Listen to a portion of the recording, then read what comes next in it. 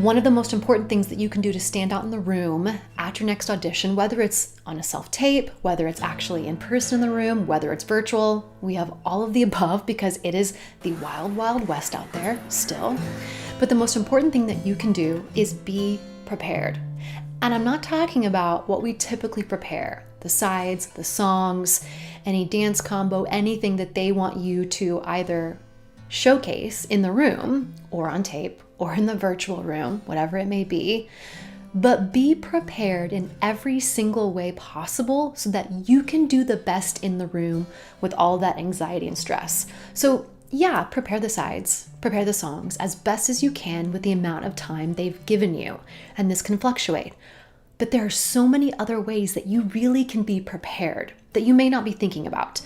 Make sure you have extra headshots. Make sure you have extra copies of your sides or on your iPad if that's what you use. That's what I use lately. Make sure that you have given yourself time to research the show, research the character, read the script, research the theater. I think that's something that a lot of people forget to do, especially if you're kind of starting out in this business or you're just getting going, or maybe you're coming back from not auditioning for quite some time, and a lot of folks are. Research the theater. Know who's going to be at the table. Have some idea of who is the casting team, who's the director, who's the choreographer, who's going to be there facilitating the auditions. Be prepared as much as possible, more than just your sides and songs, but have an idea of what's happening in the room, who's in the room. Being prepared is going to lower your anxiety and your stress level. Because if something happens, and I've seen this happen over and over again, you're late and then you rush in and then everything is disorganized. Organize everything so that all you have with you at that time is exactly what you need. Come prepared with extra stuff like your water bottle, your cough drops, whatever else that you need that's going to make you feel safe, that's going to make you feel comfortable.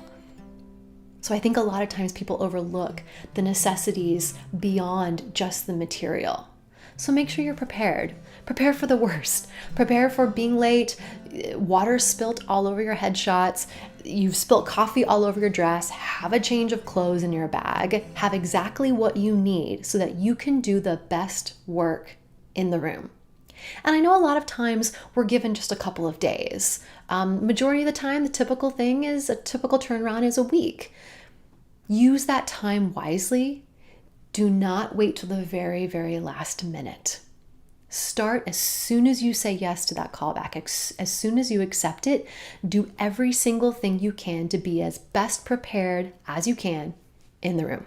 The next thing that's really going to make you stand out and look like a professional is to be kind. There's a lot going on in our world right now. A lot of people are going through anxiety, stress, all kinds of different feelings that we didn't have before, especially if this is a callback where you're going to be in the room. It may be your first callback in a long time. It may be your first callback ever if you're just now entering this industry. So be kind. And when I say be kind, I mean be kind to yourself. Forgive yourself for any mistakes that you may make. Forgive yourself for not doing exactly what you had planned in the room. Give yourself that grace and space to be kind to yourself and say, hey, a huge win is me having this callback. Yes, I've already won. Next is I am prepared as much as possible. And then knowing that how you exactly wanted to showcase the material in the room, it's not going to happen exactly as you prepared or practiced. So be kind to yourself. Be forgiving of yourself. Be understanding and gentle. And then on the other hand, to be a professional, please be kind to everyone in that space. You never know who's at the table.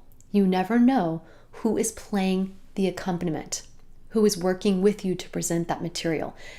If you've done your research and prepared, you may know who they are, but it may be somebody that has some kind words to say about you when you leave the room. Maybe you showed them that you do read music and you worked with them on the intro and you were fixing a couple of things that they had said that you were doing incorrectly, and you worked well with them and you were kind to them. That goes a long way right now. Be kind to the monitor. You never know who is in the holding room with you or who emailed you, whether they're on the casting team or they're an assistant or they're an intern. You never know who that person might be. And if you're kind to them, that really does go a long way, because in the long run, most of the time, people want to work with other people that are nice and kind and easy to get along with. And that's going to make the entire process a better experience. So be kind. You never know who might be able to say a kind word about you, or who may be talking about you in not so kind of a way. So just be a kind human as much as possible. You never know what someone else is going through. And someone maybe have been sitting there for 6 hours of auditions and callbacks, and they're frustrated for some other personal reason. And by you just being kind in the space and being in the room might just give them a better impression of you. Whether they cast you for that project or not, it could leave a long-lasting impression and get you jobs in the future, networking in the future. So be a kind human being, be a nice human to everyone. The next element that's really going to help you stand out and look professional in the room is to be present and understanding. Be present in that moment. A lot of times you'll get in the room, and this has happened to me a lot in the past as well. I'll get in the room, I'll do my thing, and then I'll leave and I'll walk out of the room, close the door, and I think to myself, what just happened? Like everything is just gone. The best thing you can do is be in the moment in the room. Rather than thinking about, okay, I just messed up that song, now they want me to read this side, oh my God, I'm still thinking about the last thing, or I'm reading my side with my scene partner and they're not looking at me, or I'm singing my song and I'm ripping my heart out and belting my guts out and they're not even looking at me, they're looking down at the page. Be present in the moment as much as possible. You don't know what they're doing, right? You never know what they're thinking, what they're saying, what they're writing about you, what they're having to do on top of listening in that moment. So be present as much as possible. Something happens, you mess up, give it a little laugh, right? Something happens in the room and everything's a little awkward. Okay, just go with it. Be present as much as possible. And I know that's a really hard thing to do, especially right now, but be understanding that everybody is human. Everybody's going to make mistakes. You're going to make mistakes. Your scene partner's going to make mistakes. You're going to flub a line. The accompanist at the piano may be new to the music, and they're just coming in to play the callbacks, and they may not be comfortable with a part of it, and they're just trying to do the very best they can in that moment. Be understanding. Maybe they come back and they want you to sing something and they're having you piece together 2 different sections, and you kind of work with the accompanist to find a little through line in the middle. Be understanding. The more authentic you're going to be, where you can live in that moment as yourself, the way that you want to portray the story, rather than trying to paste something on that doesn't feel as comfortable. So be in the moment as much as possible. One of the mindset shifts that you can make that will really help you be in the moment too is to think of it as a free class. I get it. Auditions are hard, they are time consuming, and they are unpaid. I understand that. But if you think of it as a free class, you will let your mind, you will release the idea that I have to do the very best I can because the result is going to be me getting or not getting the job. Let all that go.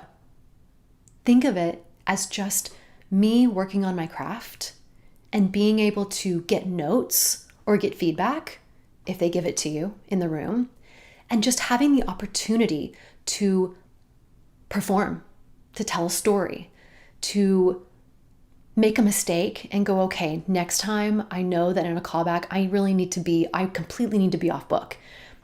My stress level just kind of made the lines go right out of my head. Or the opposite. Maybe you want to be a little less super prepared with what you're going to do and how you're going to do it so that you can react and respond in the moment because you felt a little stiff. So think of it as a class. The other great opportunity about every single audition is it's one more chance for you to be in front of that casting team. It's one more chance for you to be in front of that directing team from that theater. They may not cast you in that show, in that season, in that production, but there may be a next one where you're submitting or auditioning for them and they remember you. So treat it like a class. It really honestly does alleviate a lot of that pressure that you put on yourself. Just one more class, just another chance for you to showcase your work, how you present that material and that role. And the best part about it is you probably can take that material if you feel confident about it and it's a story that you want to tell and you feel you're a great fit for that role, you can put that in your audition book. So just one more chance to research, get better at your craft, and have another opportunity to be in front of someone and showcase your work. Hope this is helpful for you. I'll see you in the next one. Cheers.